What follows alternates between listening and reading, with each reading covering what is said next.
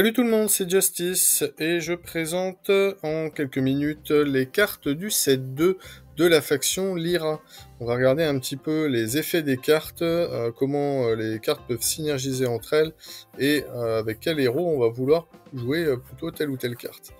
On commence avec l'Entasseur MacPeng, qui est une carte qui arrive avec un coup de 2 de la main ou de la réserve et des stats équilibrées à 2-2-2, et qui nous dit que si elle arrive du coup avec 2 cartes en réserve, elle va gagner un boost et fugace dans sa version commune, et passera à 2 boosts du coup dans sa version rare. La carte est très utile pour aller mettre des stats, et va être particulièrement pratique quand on aura des cartes du coup en réserve, donc sur des jeux où on va avoir pas mal de ravitaillement notamment, ou en tout cas avoir un certain card advantage. Ça se jouera plutôt chez Fen du coup, puisque idéalement on va le jouer même peut-être tour 1 avec une carte qui coûterait 1 de la main, comme un entraînement a cappella, comme un entraînement magique. Ça va nous permettre de ne pas déclencher l'effet qui nous donnerait fugace, donc on a quand même une carte équilibrée qui nous met 2-2-2 du coup sur le premier tour de jeu, et du coup on jouerait un deuxième tour où on aurait avec Fen nos 3 cartes en réserve, donc on la jouerait comme première carte, elle déclencherait son effet, et ça nous donnerait du coup 3-3-3 ou 4-4-4 si on joue la version rare. Ça nous permet du coup, comme je le disais, d'avoir beaucoup de stats et d'être assez performant contre les decks qui mettent des jetons notamment, donc ça passe, ça peut aller contrer facilement les recrues Ordis, ça, même dans la version commune, ça va passer le Bouddha ou les Scarabots, donc ça peut être très intéressant dans ce type de deck. Et évidemment, si on a du coup beaucoup de cartes advantage et qu'on peut se permettre de jouer les cartes un peu à la Bravo sans leur donnant fugace, on peut jouer la carte de la main pour avoir pas mal de stats pour un coût assez réduit, si on peut se le permettre. Ensuite, on va avoir le commando boule de neige qui va coûter également 2 de la main et de la réserve et nous mettre des statistiques, cette fois-ci avec un trou à 0 en forêt, mais avec un 3 en montagne et un 2 en océan. La carte sera donc intéressante avec Aurak pour son trou en forêt. Ça pourra déclencher du coup assez facilement le pouvoir d'Aurak, vu qu'on est sur une carte qui coûte seulement 2. Donc on aime jouer pas mal de cartes qui coûtent assez peu cher pour pouvoir déclencher plusieurs fois l'effet d'Aurak. Et on a du coup quelque chose qui est plutôt intéressant, puisque avec le 3 en montagne, on a quand même des statistiques plutôt fortes. Son effet, en plus de ça, ça va nous permettre d'épuiser l'adversaire, et selon la chance qu'on va avoir sur le lancer de dés, l'adversaire va pouvoir nous épuiser aussi. Donc ce sera intéressant sur les decks qui veulent avoir un petit peu de contrôle sur l'adversaire, et qui peuvent ne pas trop se baser sur les cartes qu'on peut avoir en réserve. Donc notamment sur les cartes qui vont avoir beaucoup de ravitaillement, beaucoup de pioches, où on risque finalement de remplir sa réserve peut-être un petit peu trop. Ici avec le commando boule de neige, du coup on n'aurait pas l'effet d'après coup. Sur sa version rare, on perd le trou en forêt, donc on n'ira plus le jouer chez Aurak, mais du coup on a des stats qui deviennent beaucoup plus équilibrés avec 2-3-2. J'imagine que ce sera peut-être plus intéressant avec un Evenka qui viendrait avoir des statistiques un petit peu folles si on rajoute le boost de Nevenka sur un résultat de 2 à 5. Et enfin, on a le bonhomme de neige qui lui aussi va coûter 2 de la main et 2 de la réserve. Faut mettre les statistiques à peu près comme le commando boule de neige. On a un trou en forêt, on a 3 en montagne et on a 3 cette fois-ci en océan. Donc ce sera toujours intéressant chez Aurak pour les mêmes raisons. Et on a quelque chose qui peut venir compenser avec les stats, notamment en océan, les decks qui pourraient avoir un peu trop de cartes qui ont, comme on a Niala à côté, 3 en forêt et 3 en montagne. Chez Lyra, on a pas mal de cartes qui ont le trou en océan. Je pense à Martingale, je pense à Hathor, je pense au Tanuki, ou encore au Chapelier. Donc le bonhomme de neige peut être voilà, un petit équilibrage du deck en ce sens. En fonction des cartes qu'on met. Évidemment, on a d'autres cartes qui peuvent avoir le même effet. La particularité du bonhomme de neige, c'est que du coup, il va fondre si on ne le met pas sur un biome avec de l'océan. Donc, il faudra faire attention à ça, sinon on risque de perdre un petit peu de cartes un petit peu inutilement. Même chose pour la version rare, on perd le trou en eau et on vient équilibrer avec un 2 en forêt. Ce sera donc plus intéressant sur les decks où on veut avoir pas mal de grosses stats, peut-être beaucoup plus aggro. Et donc je pense que ça s'orienterait peut-être sur un Evenka ou à la rigueur sur un Fen très aggro. La carte peut également être utilisée pour son ravitaillement épuisé, si vraiment on cherche des cartes très précises dans son deck. Alors comme on peut le constater, on a 3 cartes du coup qui nous coûtent 2, mais dans ce set 2, on n'a aucune carte qui vient se rajouter avec un coût de 1. Donc on aura toujours la martingale qui sera intéressante comme seule carte commune qu'on peut mettre avec un coût de 1, bien évidemment. On passe ensuite aux cartes qui vont nous coûter 3 avec Nyala. Nyala qui est du coup au niveau des stats pas forcément très intéressante. On va plutôt l'utiliser pour son effet qui nous permet de faire un échange entre une carte de la réserve et une carte de notre main.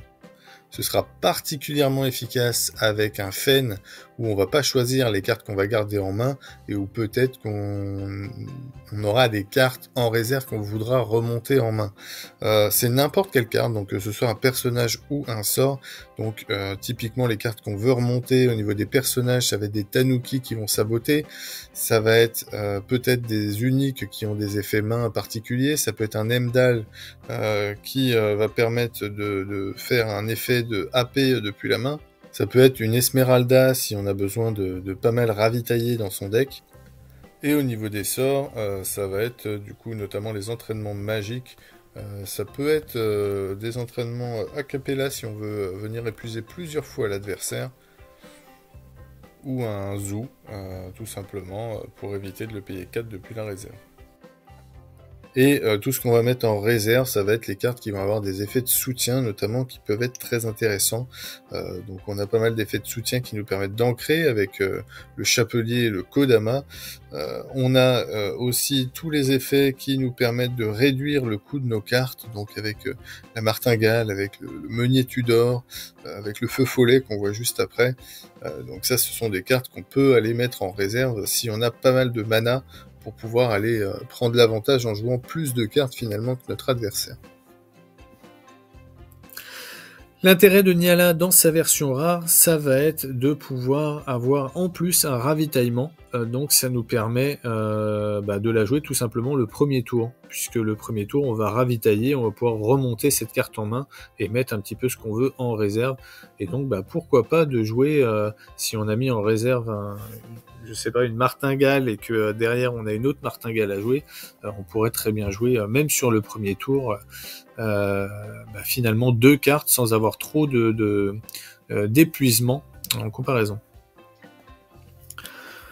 Je passe ensuite au Feu Follet. Le Feu Follet peut être intéressant si on le joue sur une des expéditions de départ, puisque ça va venir dire que si mon adversaire a de l'eau sur son biome, sur son terrain du moins, il va considérer que l'eau et il ne pourra avancer que sur l'eau.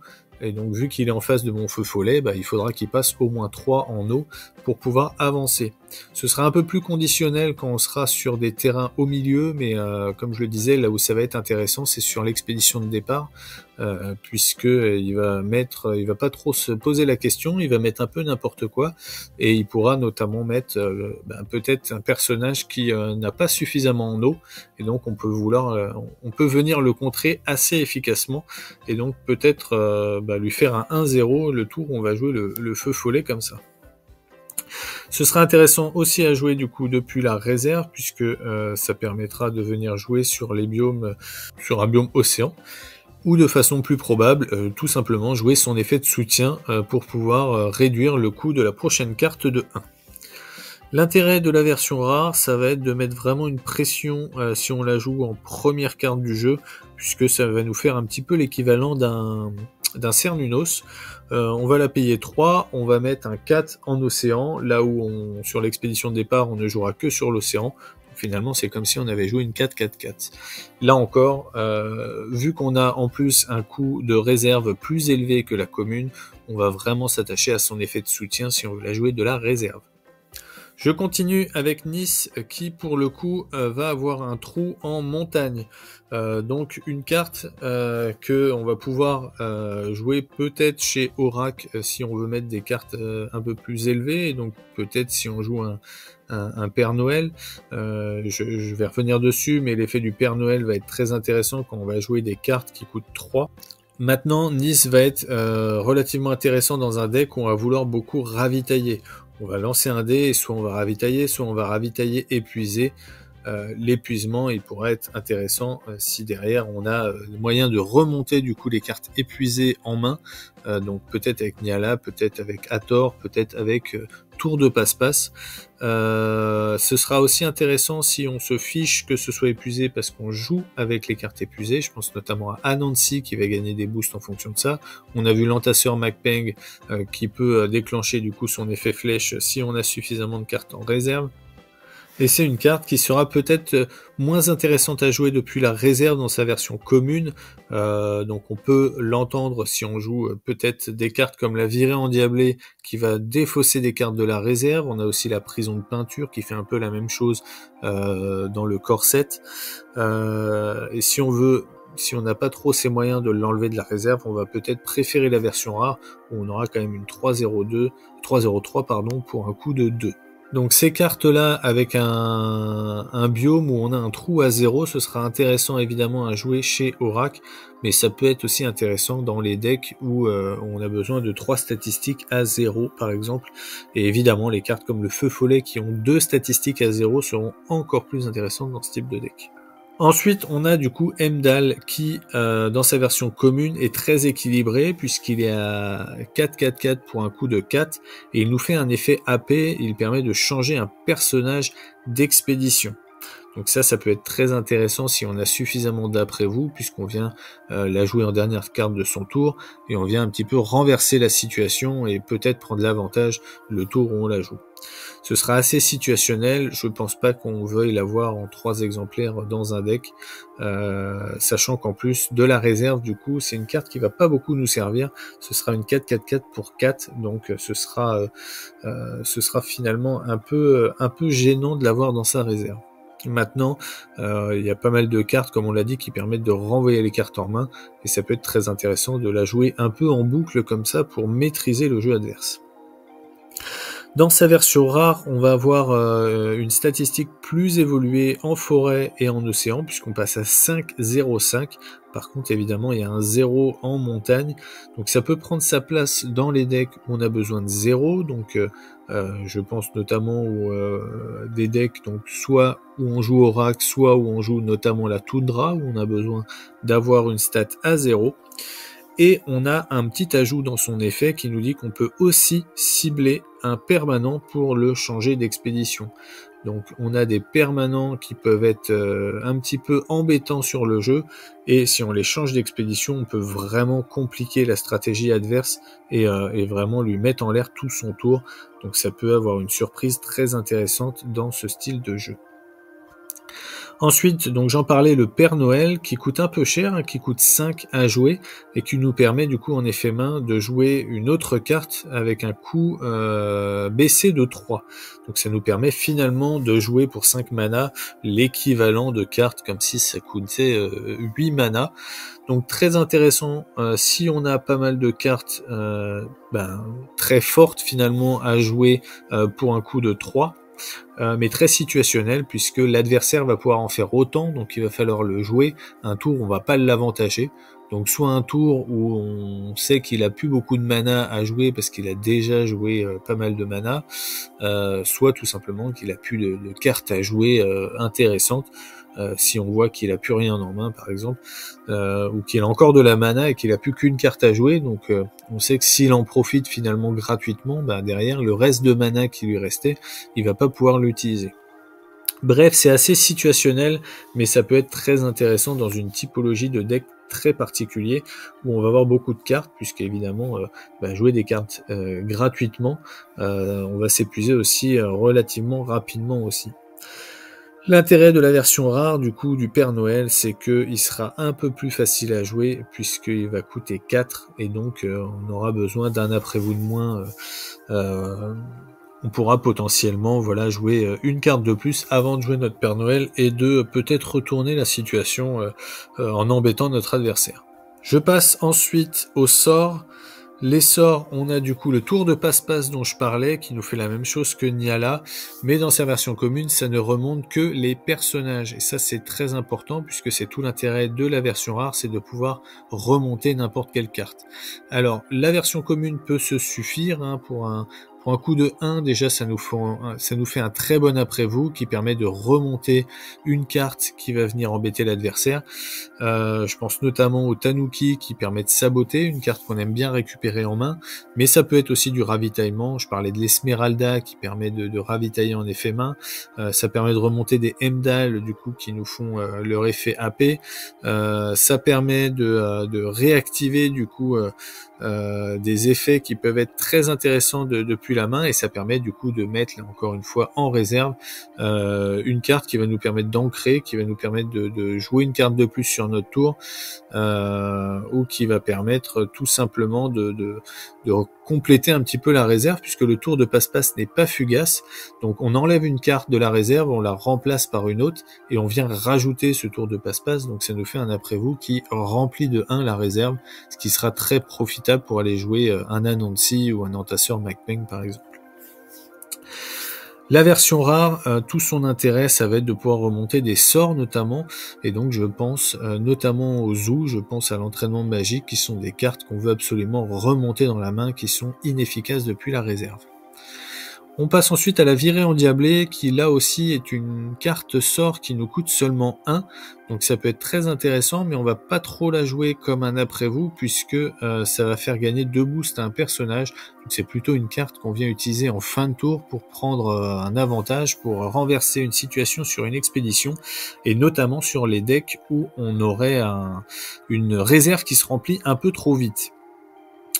Donc ça peut être voilà pour enlever les cartes qui sont utiles de la main mais qui deviennent inutiles depuis la réserve, mais ça nécessite d'avoir pas mal de pioches dans le deck, donc de l'entraînement magique, pas mal de ravitaillement, de façon à ne pas juste défausser les cartes sans qu'on puisse rien faire. Ça reprend un petit peu l'effet de la prison de peinture, mais ici on vient l'utiliser beaucoup plus facilement, puisque ça va nous coûter seulement 1 à jouer pour aller mettre certes pas énormément de boost, mais bon, 2 boosts ça peut faire réellement la différence, et là encore c'est à utiliser si on a une carte qui va pas nous manquer, et notamment si on remplit trop la réserve, puisqu'on n'aura pas besoin de la défausser à la fin du tour, on le fait pendant notre tour pour aller prendre l'avantage. Ça prend rafraîchissement, donc ça pourra être utilisé en plus une deuxième fois un peu plus tard. Si on veut l'utiliser 2 fois de suite, ça peut être très puissant sur les tours où on remplit directement la réserve, par exemple si on joue des entraînements magiques où on va renvoyer directement les cartes en réserve, et bien directement on va pouvoir la défausser 2 fois de suite si on joue la version rare, pour mettre finalement 4 boosts. Donc je pense notamment aux stratégies qui ont besoin de cartes dans la réserve, donc on parlait de l'Anansi ou de l'entasseur Macbeng, des cartes qui vont venir du coup mettre pas mal de stats d'un côté. Si en plus de ça on a fait un après-vous, pourquoi pas avec une martingale sur l'autre expédition, qu'on finit avec pas mal de cartes en réserve, finalement pour un coup de 2 avec la virée endiablée dans sa version rare, on vient mettre 4 boosts à la martingale, et donc peut-être prendre finalement 2 expéditions assez facilement. Troisième sort qui va nous coûter 1, on a la Douce Nuit. Douce Nuit qui est un sort fugace, mais qui va nous permettre pour un coup de 1 de venir conserver un personnage sur l'une de nos expéditions, ce qui sera très puissant si on joue un Festival Lyra, puisqu'on aura soit une des conditions qui sera remplie, puisqu'on vient lui donner soit ancré, soit endormi en fonction du jet de dés. Mais dans tous les cas, on a un personnage, si on termine pas sur ce tour-ci, qui sera déjà là le tour suivant, et donc ça favorisera l'atteinte de la condition de victoire de notre Festival Lyra. Ce sera intéressant effectivement dans d'autres decks en fonction de la situation, mais dans ce cas-là on sera plutôt sur la rare qui coûtera un peu plus cher, qui coûtera 2 à jouer. Par contre on va lancer le dé et en fonction du résultat on pourra choisir si on ancre ou si on endort. Donc ça peut être très intéressant puisqu'on peut venir, si on ancre, choisir notre personnage qu'on avait prévu, mais si on endort et que ça nous intéresse pas forcément, on peut venir endormir finalement un personnage adverse. Et on arrive du coup au removal qui arrive dans la version commune qui s'appelle Briser la glace.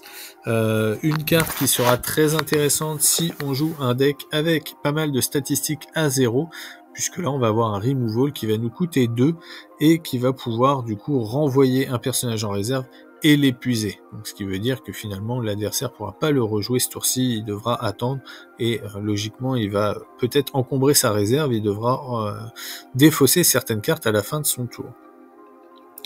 Ce sera notamment très puissant du coup avec des cartes telles que la Prestidigitatrice de l'Ouroboros qui en une seule carte ramène déjà les 3 statistiques à 0. Dans sa version rare, on va avoir du coup un rafraîchissement qui vient remplacer le fugace, ce qui veut dire qu'on pourra l'utiliser plusieurs fois pendant la partie. Et donc là encore, si on a notre deck qui se concentre essentiellement sur des stats à 0, et donc même les personnages qui ont 2 stats à 0 peuvent avoir leur intérêt, puisque voilà, ça coûtera finalement que 2. Donc sachant qu'on a pas mal de personnages qui vont coûter dans les 2 ou 3 en coup de mana, on peut facilement avoir 2 personnages et finir le tour voilà avec un Briser la glace à 2, donc un tour à 6-7 mana, ce serait un petit peu l'idéal pour jouer ce type de carte, je pense. On passe ensuite au permanent d'expédition avec tout d'abord la tenue hivernale qui permet de jouer tout plein de personnages avec des trous un peu partout sans s'inquiéter de savoir où on va les jouer, puisque on va prendre la statistique maximale et faire de même pour tous les autres biomes. Donc par exemple un Tanuki qui est à 3-3-0 avec la tenue hivernale, ça nous fait un 3-3-3, ce qui peut être très intéressant. Ça va quand même déclencher l'effet de la toundra qu'on verra juste après, puisque la statistique de base reste 0. Par contre ça peut venir bloquer du coup l'avancée adverse, ou en tout cas prendre une certaine stabilité lorsqu'on va le jouer. C'est une carte qui n'a pas fugace, donc elle va rester sur le terrain tant que l'expédition ne va pas avancer. Et lorsque ça va avancer, ça va retourner en réserve et donc on pourra le rejouer. C'est donc un excellent après vous, puisque on va pouvoir temporiser et sans que l'adversaire ne puisse trop savoir de quel côté finalement on va jouer, puisqu'on va pas forcément jouer du côté de la tenue hivernale. La carte, même si on n'avance pas sur ce côté-là, va rester pour un tour suivant. L'intérêt de la rare, c'est que en plus de ça, elle va perdre fugace, donc elle sera même plus limitée à deux fois où on va la jouer, une fois de la main et une fois depuis la réserve. Dans sa version rare, on va pouvoir la jouer tous les tours depuis la réserve, donc ça nous fait un après-vous finalement perpétuel, qui pourra être très intéressant si on joue vraiment en réaction de ce que fait notre adversaire. Et deuxième permanent d'expédition, on va avoir le traîneau enchanté qui coûte un peu cher, donc c'est une carte qu'on va vouloir vraiment poser un moment dans la partie. Ça peut être très intéressant, notamment si on a pas mal d'ancrage dans son deck, puisque on aura des personnages qui seront déjà présents et ce sera des tours où on va pouvoir se setup en posant du coup un traîneau enchaîné. L'intérêt, c'est que du coup derrière, si on la joue bien et qu'on prend l'expédition avec les traîneaux enchaînés, on pourra avancer de 2 expéditions. Et donc si on a bloqué un petit peu l'adversaire sur cette expédition, on va pouvoir prendre facilement 2 pour 1 et donc prendre l'avantage sur ce tour. L'intérêt du traîneau dans sa version rare, c'est qu'il va coûter moins cher, donc il sera beaucoup plus facile à poser que la version commune. Il va être fugace, mais en même temps, c'est pas forcément une carte qu'on va vouloir jouer depuis la main puis depuis la réserve. Si on joue ça, il va falloir avoir quand même la possibilité de mettre pas mal de statistiques en très peu de temps et en très peu de mana pour le rentabiliser. Le traîneau enchanté va pouvoir se positionner plus facilement dans ce sens-là. Et enfin, on termine avec la carte saisie par les glaces de chez Lyra, qui est la Toundra, le repère permanent qui nous permet, du coup, lorsqu'on va jouer un personnage avec une stat de 0 dans le terrain où sa stat est à 0, hein. Donc si je reprends l'exemple du Tanuki qui a un 0 en océan, je vais pouvoir déclencher du coup cet effet de Toundra et mettre un jeton épreuve si je joue mon Tanuki sur une expédition où il y a de l'océan. Donc évidemment ce sera pas à chaque fois, ce sera assez situationnel, mais là encore c'est une carte qu'on aime poser en début de partie, et il y a bien un moment donné où on aura les trois compteurs, sauf si l'adversaire vient nous gérer notre permanent. Et lorsqu'on va avoir nos 3 compteurs, on va sacrifier du coup la Toundra et on va positionner un jeton 5-5-5 et remonter une carte de la réserve dans notre main. Je dis bien une carte, donc là encore, on va pouvoir choisir parmi personnages ou sorts. Tout l'intérêt de la rare, c'est qu'on passe du coup d'un coup de mana de 3 à 2, et donc ce sera beaucoup plus facile à jouer, et ce sera notamment possible de la jouer même sur un premier tour, tout en jouant autre chose, telle qu'une tenue hivernale, ou telle qu'une martingale par exemple, pour peut-être quand même faire une égalité à 1-1, en fonction du type de deck qu'on a en face. Je continue avec les cartes transfuges qui nous viennent d'autres factions. On a déjà le Seringar, du coup, qui a des stats à 3-0-0 pour un coût de 2, et son intérêt, ça va être de pouvoir piocher lorsqu'il est fugace. Lorsqu'il va être joué de la réserve, il gagne un boost, ce qui va nous permettre finalement de jouer une 4-1-1 pour 2, qui va piocher à minima à la fin du tour, et même s'il est défaussé par l'adversaire pendant l'après-midi, il va quand même piocher. Donc ce sera une carte très intéressante pour ça. On va avoir le pic en forêt qui va pouvoir compenser en fonction des cartes qu'on va jouer. Et ce sera notamment intéressant si on oriente tout le deck avec pas mal de forêts. On voit qu'on a la Perséphone un petit peu à droite, on a le haricot magique, on a la taïga. Donc, ce sont des cartes qui vont vraiment orienter le gameplay en fonction de la forêt. Et donc le Seringar peut avoir son sens là-dedans. Il pourra avoir son sens aussi dans les decks qui demandent beaucoup de 0. Il va pouvoir déclencher l'effet d'Oracle. Bref, c'est une carte qui pourrait être très intéressante dans pas mal de decks différents. Ensuite, on a le déblayeur Bravos qui, lui, va gagner un boost par personnage fugace qu'on contrôle. Donc il va devenir relativement intéressant si on a un deck où on va avoir notamment 2 personnages fugaces qu'on va pouvoir jouer assez facilement avec des coûts relativement faibles. Donc ça va pas se jouer sur les decks où on va avoir des effets de soutien, notamment pour ancrer ou pour réduire le coût des cartes. On va plutôt l'orienter sur un deck où on va avoir des cartes peu chères à jouer depuis la réserve, donc notamment qui vont coûter 1 ou 2, donc des prestidigitatrices de l'Ouroboros. On a vu des cartes qui ont 2 juste au-dessus, hein. On avait le feu follet dans la version commune qui coûtait seulement 2 à jouer. Puis voilà, toutes les cartes qui vont coûter 2, que ce soit la main ou de la forêt, ça pourrait être très intéressant. On s'arrête 2 secondes sur l'entasseur Macpeng, hein, qui peut gagner fugace même s'il est joué de la main pour mettre pas mal de stats. Si derrière je joue un déblayeur Bravos, je peux faire un tour finalement avec très peu de mana et beaucoup de statistiques sur le terrain. Donc ça peut vraiment donner des situations assez intéressantes. Je passe ensuite à Pamola. Pamola qui fait partie des cartes qui ont un trou en forêt, donc intéressante avec Oracle pour son 0. On a une carte qui coûte 2, qui a des stats à 0, 3, 2, donc ça reste très honorable, hein. C'est la même chose que ce qu'on avait chez le commando boule de neige. Et ici, du coup, on n'a pas d'effet, mais on a un effet de soutien qui peut être intéressant pour venir épuiser, du coup, l'adversaire en lui épuisant une carte en réserve. Donc, c'est une carte qui aura sa place dans un deck où on met beaucoup de cartes dans sa réserve, puisqu'elle nous permettra, du coup, de ne pas épuiser trop sa réserve en début de tour. Si on sait qu'on va jouer pas mal de cartes qui vont remplir notre réserve, on commence en épuisant la réserve de l'adversaire. Et donc, on aura vraiment cet avantage par rapport à lui, puisque lui va devoir remplir finalement sa réserve un peu trop par rapport à nous. Gericht, qui est une des cartes qui va coûter un peu plus cher. Ça coûte 3 pour mettre des stats à 3-3-3. Mais s'il gagne fugace, il peut gagner un boost. Donc ça veut dire que quand on va le jouer de la réserve, ce sera une 4-4-4 pour 4 à minima, qu'on pourra jouer systématiquement.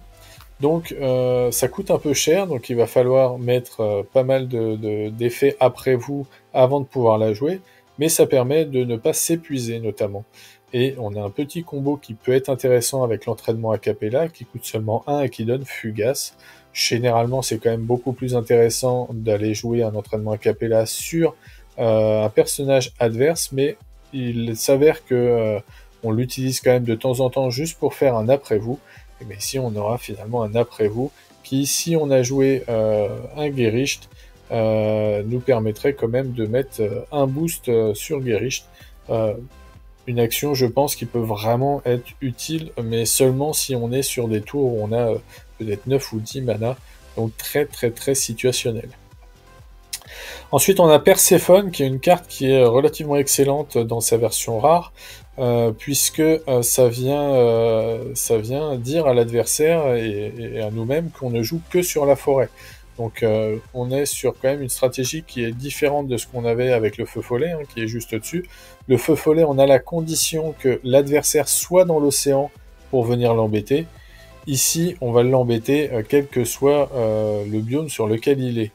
Et si on a la chance qu'il soit sur un biome où il n'y a pas de forêt, où il a mis peut-être des cartes, où il n'a pas beaucoup de statistiques en forêt, on peut du coup facilement prendre l'avantage, puisque nous on aura un 3 en forêt et on lui dit que on ne se base que sur la forêt.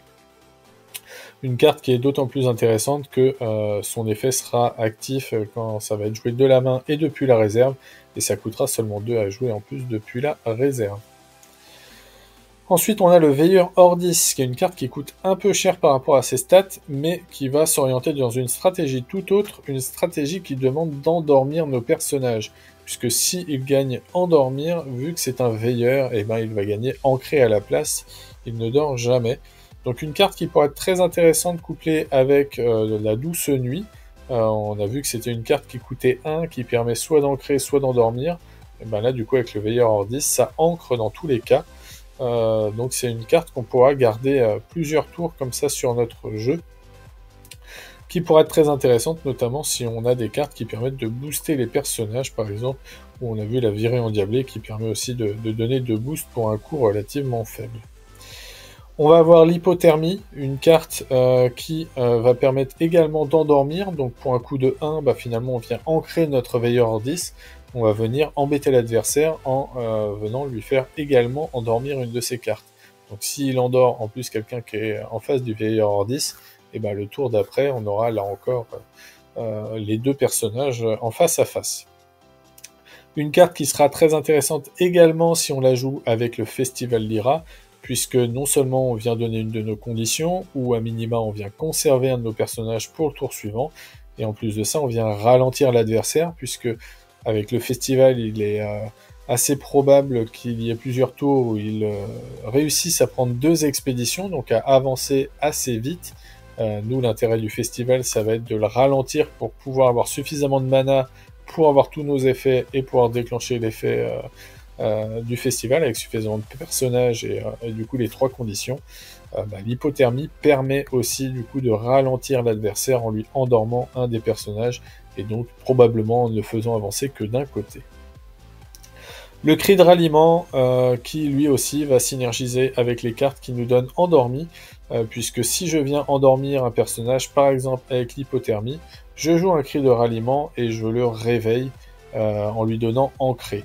Donc ça peut être très très intéressant, hein, si je le couple avec un Kodama, même qui s'endort tout seul, et bien finalement je viens mettre un 3-3-3, je le réveille et je lui donne un boost, donc finalement j'aurais joué les 2 de mana du Kodama et les 2 de mana du cri du ralliement, donc j'aurais joué 4 mana pour mettre une 4-4-4 ancrée, ce qui pourrait être très intéressant puisque je le fais en plus en 2 tours, donc ça me fait un petit effet après vous par rapport à une carte qu'on pourrait jouer directement en l'ancrant, ce qui n'existe même pas, je crois. Ça pourrait être aussi très intéressant pour contrer les attaques adverses en fin de jeu. Je pense notamment au sommeil réparateur qui est très apprécié chez Muna et chez Izmir, qui coûte seulement 1. Donc si on arrive à avoir suffisamment d'effets après vous dans notre deck et qu'on vient terminer avec un cri de ralliement, on réveille ce que nous aurait endormi notre adversaire. Et en plus de ça, on vient lui donner un boost, donc c'est vraiment très appréciable dans ce type de situation. On a ensuite deux cartes qui viennent un petit peu compléter notre briser la glace. Donc des cartes de gestion en termes de sorts. On a l'avalanche qui peut être très forte, notamment contre les decks qui jouent pas mal de jetons, ou les decks qui ont des statistiques avec des trous, notamment en montagne, puisque ça vient renvoyer n'importe quel nombre de personnages avec un total de 4 en montagne ou moins. Donc si l'adversaire nous sort même une unique qui n'a pas des stats élevées en montagne, on peut venir la gérer très facilement. Et évidemment, si on considère les jetons, on peut avec cette carte renvoyer 4 recrueurs 10 ou 2 jetons Scarabot pour un coût de 3, ce qui est quand même relativement appréciable. Ensuite, on a perdu en forêt, qui est une carte qui va dans tous les cas pouvoir renvoyer n'importe qui en réserve pour un coût de 3. Et du coup, si le personnage qu'on renvoie en réserve était sur la forêt, du coup, tout se passe bien. Et s'il n'était pas en forêt, l'adversaire va piocher une carte. C'est un effet qu'on ne veut pas voir se produire en cours de partie. Si c'est au dernier tour, c'est pas très important, surtout si c'est la dernière carte qu'on va pouvoir jouer, puisque l'adversaire ne pourra pas profiter de la pioche qu'il aura. Par contre, en cours de partie, c'est plus situationnel, puisqu'on va vouloir le jouer lorsque notre adversaire est sur la forêt. Mais là encore, on a cette possibilité dans le pire des cas, on lui fait quand même piocher une carte, mais si on lui enlève un personnage qui nous fait prendre un gros avantage, ça peut être quand même relativement intéressant à jouer.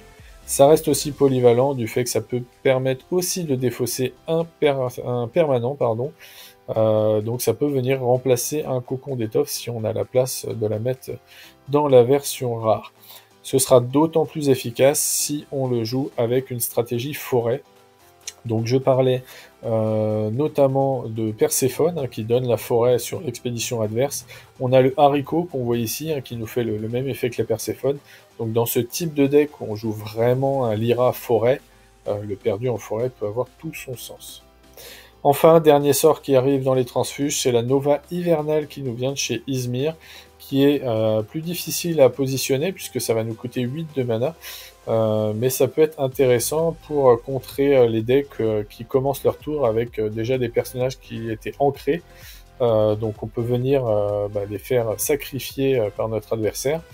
Maintenant on récupère la version rare ici chez Lyra, donc on peut avoir le choix de l'option et on peut choisir 3 fois la même option. Donc même si on met 2 jetons illusion x3, ça nous fait finalement 12 de stats pour un coût de 8, ce qui est très intéressant là encore. Maintenant, si on ne fait que ça, ça va être assez compliqué. Il est probable qu'on ne prenne pas plus d'une expédition, donc l'intérêt de la carte peut avoir un petit peu ses limites. Elle aura son intérêt surtout si on arrive à faire quelques après-vous avant de la jouer. On pense notamment à Alice qui a un effet d'après-vous gratuit quand on va la jouer du coup depuis la réserve avec son effet de soutien. On peut avoir des choses un petit peu intéressantes comme ça, ou si on a pas mal de rampes qui nous permet là encore d'avoir suffisamment de mana pour la jouer le plus tard possible et renverser la situation sur le tour où on va la jouer. Une carte évidemment qui peut également prendre son sens chez Aurak, puisque c'est la carte typiquement qu'on aime jouer gratuitement, qui permet du coup de vraiment favoriser et prendre logiquement les 2 expéditions sur un tour comme ça si c'est gratuit. Ensuite, on a la barre énergétique qui peut être très intéressante puisqu'elle coûte que 2, elle va gagner Fugace, on va pas pouvoir la jouer énormément, mais sur des decks comme Fen ou des decks avec beaucoup de ravitaillement, si on joue des cartes avec ces effets de ravitaillement, ça peut ne pas être gênant, et pour un coût de 2, voilà, on vient transformer quelqu'un en gigantesque. Donc on a vu qu'on a des solutions d'avoir des personnages relativement forts. Le fait d'avoir des 0 chez Lyra, généralement on a une statistique, enfin les 2 autres statistiques généralement qui sont un petit peu meilleures que la moyenne, et donc si on le joue par exemple avec des tenues hivernales, on arrive avec des statistiques très, très stables, très fortes, et donc si on vient les mettre des 2 côtés, on vient vraiment embêter notre adversaire et l'obliger à faire un choix, et nous, peut-être, voilà, juste avec un sort, renverser la situation derrière. Ça marchera que si on a du coup un personnage dans l'expédition, mais voilà, comme on le disait, on a du Anansi qui peut facilement faire du 5-5-5, voire plus en termes de stats. On a un Entasseur Macpeng qui peut prendre, en tout cas dans sa version rare, 4-4-4 pour un coût de 2. Donc c'est le genre de carte qu'on aime avoir de façon gigantesque. Et donc la barre énergétique peut prendre tout son sens avec ce type de carte. Enfin, le haricot magique, on en parlait, ça nous fait la même chose que Perséphone. Ça vient vraiment embêter l'adversaire en l'obligeant à jouer sur la forêt. Donc vu que ça coûte seulement 2, ça peut vraiment être un élément de surprise, là où l'adversaire il a joué des cartes où il n'a pas forcément beaucoup de statistiques en forêt. Si on vient jouer cette carte-là pour renverser un petit peu la situation, on peut assez facilement au moins le bloquer sur l'expédition sur laquelle il est. C'est une carte qui n'a pas fugace en plus de ça, donc elle a l'intérêt de pouvoir être jouée 2 fois, et en plus de ça, elle a finalement aussi un effet flèche qui donne un boost. Donc on est vraiment sur une carte qui permet de finir le tour en surprenant l'adversaire. Et pour finir, du coup, on a en saisie par les glaces la Taiga, qui nous vient aussi de chez Muna, qui vient compléter la stratégie forêt qu'on peut réaliser du coup avec Lyra, puisque lorsqu'on va jouer un personnage dans une expédition où il y a de la forêt, il va gagner un compteur épreuve. On a relativement pas mal de terrain avec de la forêt sur le jeu, mais si on joue en plus des haricots magiques, si on joue des Perséphones, on vient encore plus compléter ça, et donc on pourra avoir tout intérêt à jouer des taigas pour déclencher les effets et créer des jetons dragons 5-5-5, puisque en plus de ça, l'effet particulier de la taiga, c'est qu'ils viennent avoir ancré. Donc très intéressant d'avoir un 5-5-5 ancré, ça reste sur 2 tours, et donc voilà, on peut s'amuser à y mettre un traîneau enchanté pour qu'il avance de 2 expéditions, on peut y mettre une barre énergétique pour avoir 5-5-5 des 2 côtés, on a pas mal de choses qui peuvent être très intéressantes avec cette taiga. Le seul inconvénient, c'est que le tour où on pose la taiga, on ne fait rien d'autre, mais ça coûte 3, donc on peut le poser sur le premier tour, et si l'adversaire n'a rien pour le supprimer avant qu'on l'utilise, qu'on déclenche son effet, on prend un avantage certain sur la partie. L'intérêt va aussi être dans son coût de 2 depuis la réserve. Alors certes, on va pas le jouer 2 fois puisque c'est un repère.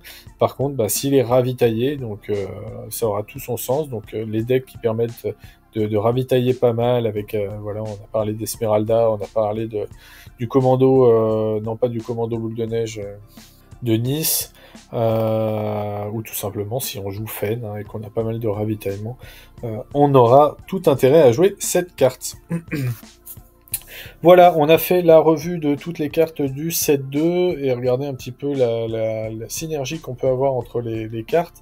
J'espère que la vidéo vous a plu, qu'elle vous permettra de réfléchir à votre deck Lyra. En attendant, je vous souhaite de très belles parties et je vous dis à très bientôt.